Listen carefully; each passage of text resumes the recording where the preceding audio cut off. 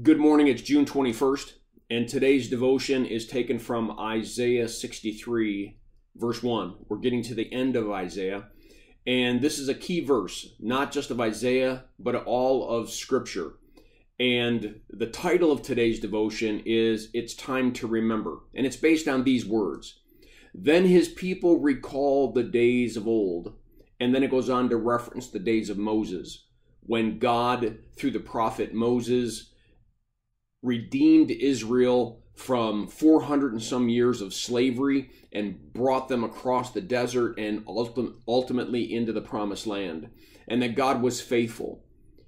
You see, there are times in our lives when we are looking out at our world and the life that we're living, and it can be difficult to see where God's hand is. It can be difficult, and worse yet, we can all of a sudden begin to think that somehow we're responsible, or we've created this, or we've got to fix this. And one of the interesting things that I remember as you look at as we would look at the 5 books of Moses, is Moses in the book of Deuteronomy tells the children of Israel, don't ever forget. Because the day you forget what God has done, the day you forget that this is about His grace and His redemption, you will all of a sudden begin to create a God unto yourself, and you'll begin to worship other gods, and you'll begin to let your mind and heart and soul go other places, and soon you'll begin to take credit for the very things that God has done. But when difficulties come, you will not remember who to call upon.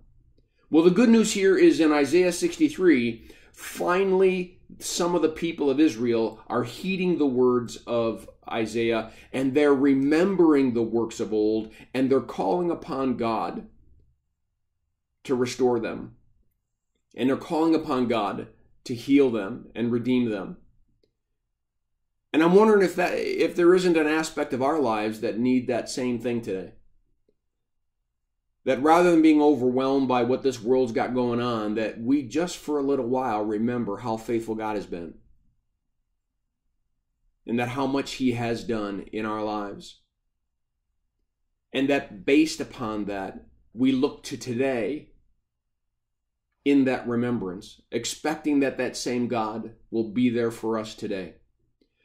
Well, I encourage you to read this section of Scripture and also the written devotion.